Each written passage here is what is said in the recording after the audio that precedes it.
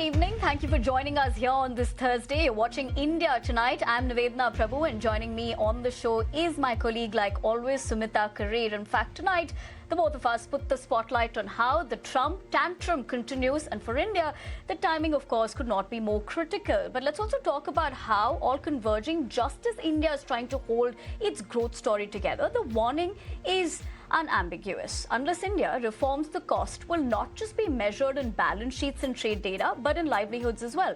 In lost jobs, in factories falling silent, in shrinking competitiveness on the world stage. However, India's response has been swift. The government has put forward a 100-day transformation agenda, a promise to finally move on reforms that have been pending for years, whether we're talking about land, labor taxation, exports, the building blocks of competitiveness. The government says it will move fast, but the scale of the challenge is staggering, and the clock is already ticking, Sumita.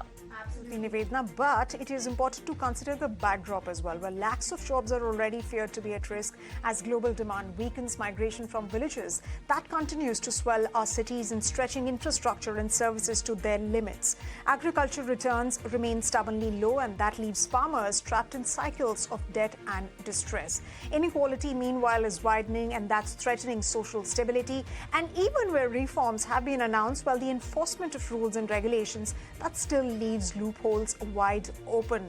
In fact, layer on to this the unresolved battles of land use, the unfinished task of protecting labor while enabling flexibility, the struggle to broaden India's tax base, and the pressing need for cleaner, more transparent political funding. Together, they form the backlog of reform that has haunted successive governments. So tonight, the question right itself, can India afford to keep popping incremental pills that is easing pain? Or is this a moment for bold structural reset that's been promised for over a decade? In fact, joining us now to discuss this topic further is a very special guest. He's Nilanjan Ghosh, he's the Vice President at ORF Kolkata and heads Development Studies. Mr. Ghosh, thank you very much for taking the time out and speaking to us here on ET Now. We'll talk to all of these points that I just mentioned in the opening lead.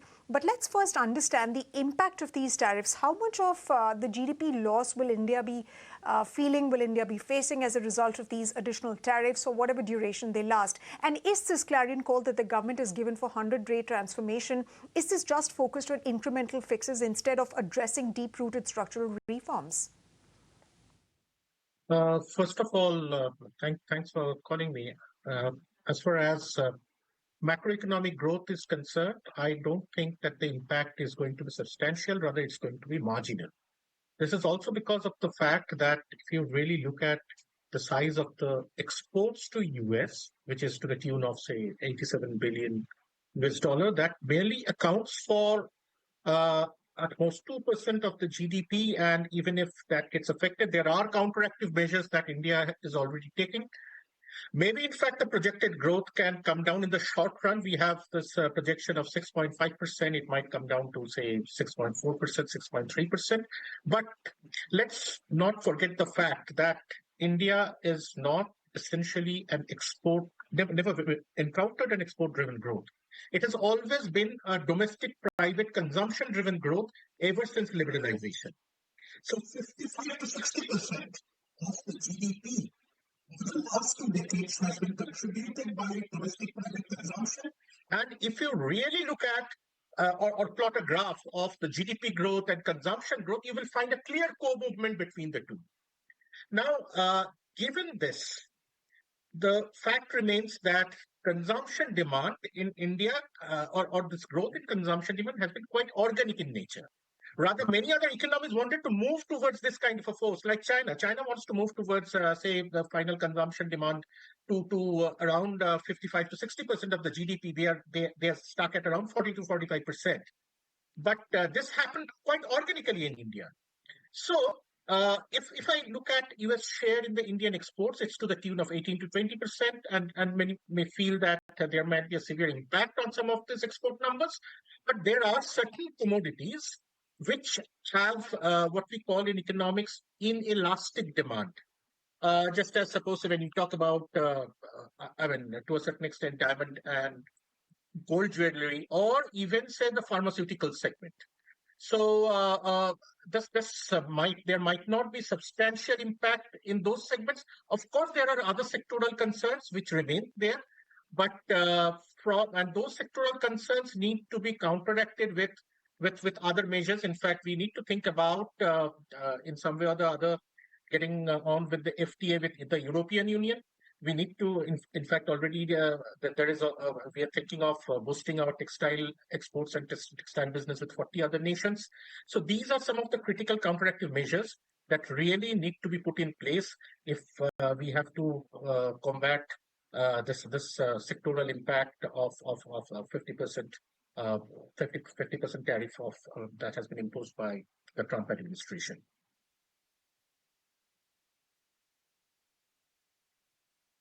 In fact, as you make those very pertinent points, we're going to come back to you, but we'll also try getting your line corrected at the moment, because we seem to be running into some sort of trouble with your technical line. But let's also put that into perspective as to what we're looking at, Sumita, with, of course, the tantrum continuing. And we know, given the fact that you've been spearheading this, we don't know how this is going to pan out as well. But more importantly, what we're putting into perspective tonight as to how the timing of this is critical. Moreover, when it also comes at the point of time where India's growth story is also having multiple factors that has really contributed to the way forward. But Mr. Ghosh, I'm given to understand you're back on the show. Sumita, you wanted to also ask him a follow-up question to the opening remarks that he did make. Right, thank you. In fact, Mr. Ghosh, I wanted to ask a follow-up question on all that you spoke about. And of course, we're given to understand from sources that there are various policy initiatives that the government is essentially looking at, including diversification, including the actioning of the export promotion mission, which was announced in the budget. And of course, there are various policy measures as well, including the fast tracking of FTAs. But let me come back to the point that the government stated about the 100-day agenda, 100-day transformation agenda. But what exactly, realistically, can the government achieve in the next 100 days? Of course, see, in the 100 days, how much can you achieve? That's the big question, because there are pending issues which are essentially lingering over the last 78 years. But in any case, there are some critical things that need to be achieved. First and foremost thing is essentially lies with the external sector. That one very critical element that we need to keep in mind is that we have to continue with this impetus on consumption. And there is another element when it comes to the growth, that is with respect to the capital expenditure or the capex. Now, over the last 4 or 5 budgets, the government essentially harped on these two elements. And in fact, in the last budget also, if you look at the entire rationalization of the income tax regime, given the fact that there have been up to 12 lakhs, there are no taxes, and there will be a substantial amount of disposable income, incremental disposable income. That is definitely a factor which is going to lead to an impetus in economic growth.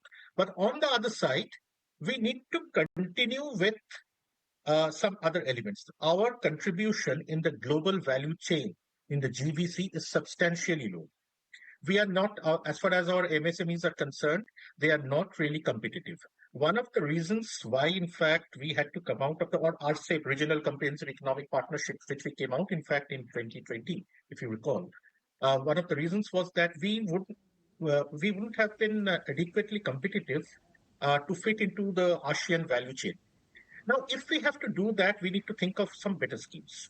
And maybe, in fact, to a certain extent, the production-linked incentive worked.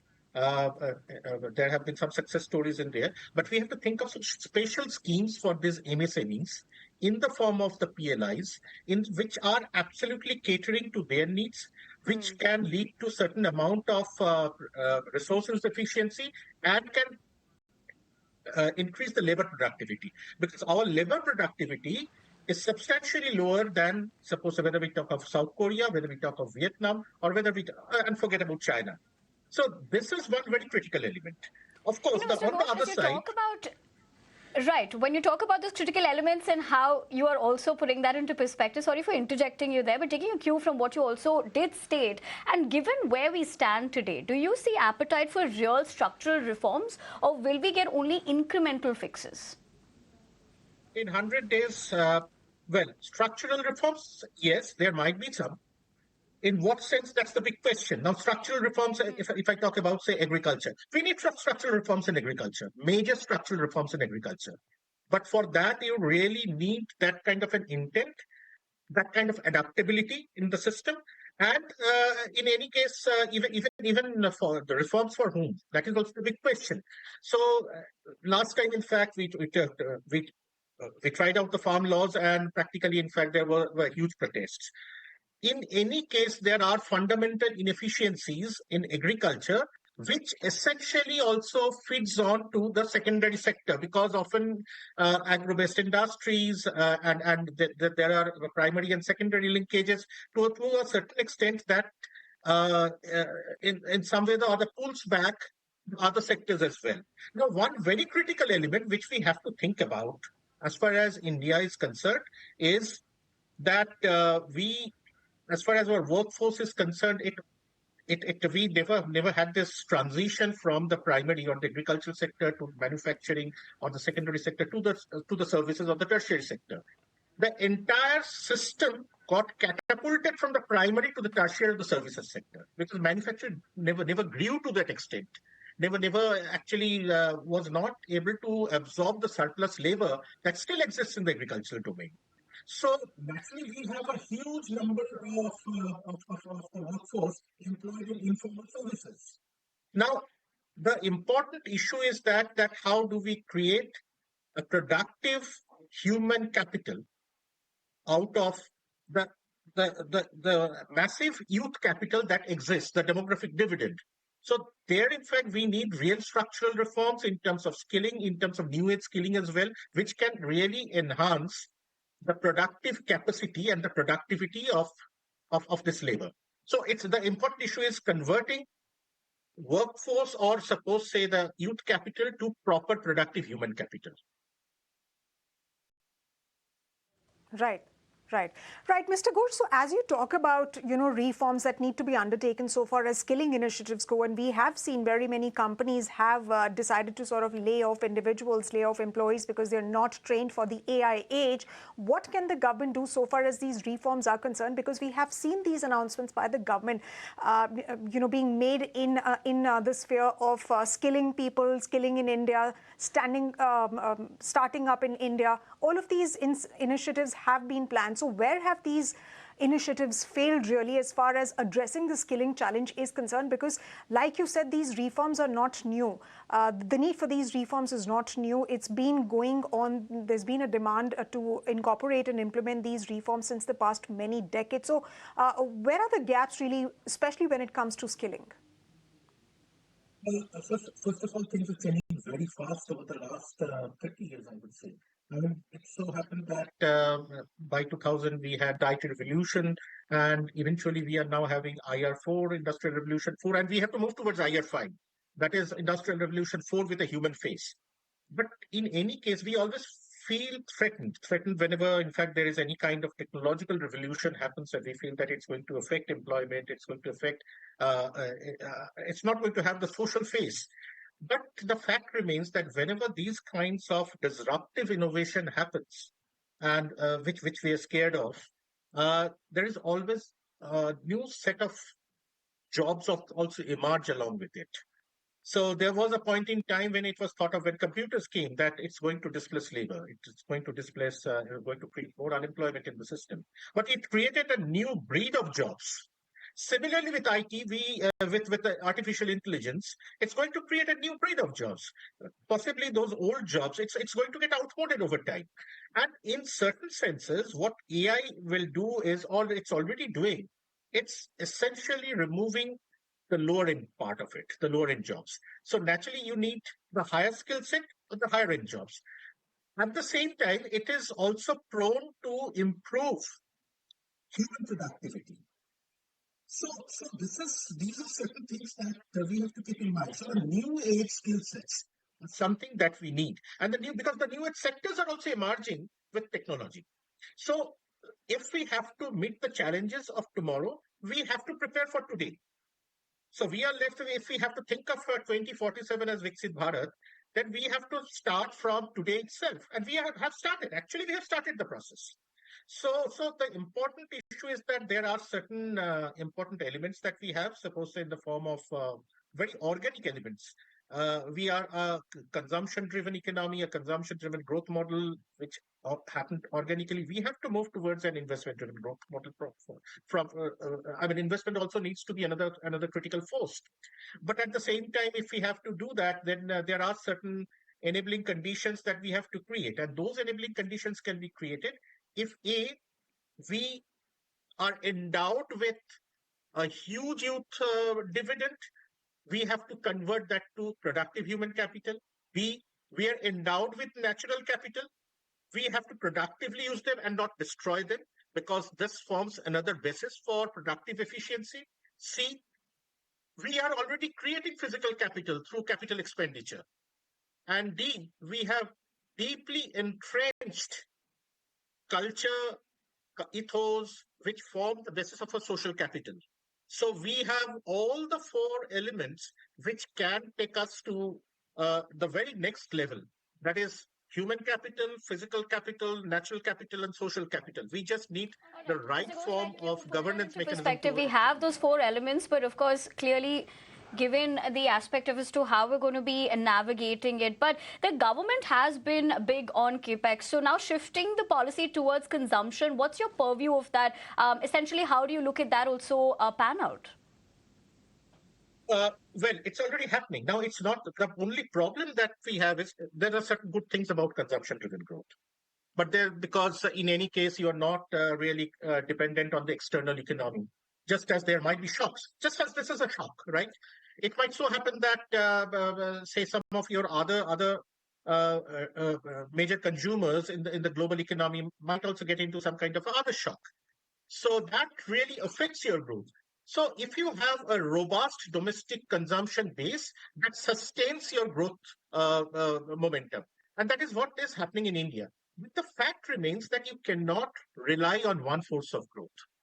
So it should not be consumption only. Important issue is that you have to diversify this. So one mode of diversification is moving towards investment. And that has to be promoted. But it so happened that despite the fact, I presume that the rates of interest have gone down, I don't think there is a substantial demand for credit lately. So which private office, I presume that over time it's only going to increase. There will be demand for credit.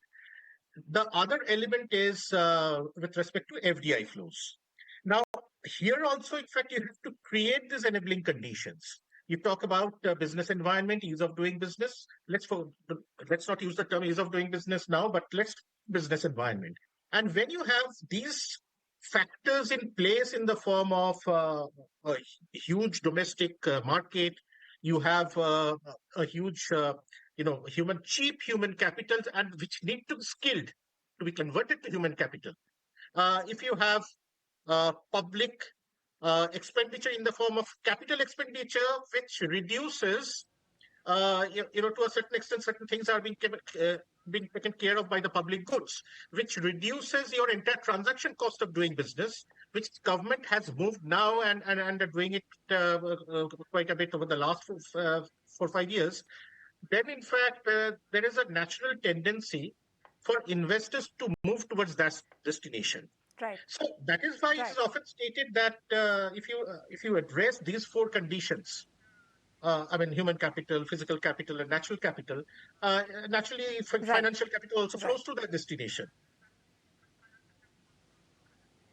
Absolutely. So as Mr. Ghosh, you talk about, capex from the government having increased, we have not really seen that increase from the private sector side. But let's also talk about one of the other issues that you've mentioned in one of your articles that you wrote about a year, 2 years back. This is essentially about India's, and that is also reflected in the exports data. If you see past few months exports data, that really shows that, for instance, with China, we have a huge import surplus, and Chinese imports have only increased in the country. But how much can the ongoing FTAs, given the fact that the government is looking at doing more and more FTAs, how much of these FTAs will be able to address these deficits? Because remember, India's stance has been that domestic interests will not be compromised, and it has to be a win-win situation. See, as far as FTAs are concerned, there is always a trade-off with which you have to work with. on one element, FTAs always lead to the consumer well-being because you have more choices, and given if there is some form of import liberalization, tariff liberalization, FTAs can also be beneficial for the producers if suppose you get cheaper inputs. It can make your production more efficient. It can make your exports more competitive in that sense. But if your production base is not efficient sufficiently, then in fact, and you face foreign competition because of FTAs, and you tend to lose out. And that is what happened, in fact, at one point in time in case of various commodities, including, I recall, one of the examples happens to be edible oils. In fact, at one point in time, there was substantial import, almost at zero tariff or 7.5% tariff for crude palm oil and refined palm oil from Indonesia and Malaysia. And at that point in time, this was way back in 2014, 15, 16, during that time. And many of our processing units were closing down. So eventually, the government increased the tariffs on the imported oils, but just to protect the industry. Now, this also shows to a certain extent that our systems, our industries are not competitive enough. They need this protection. Now, how do we make them competitive? That is the big question here. So there, in fact, you really need structural reforms.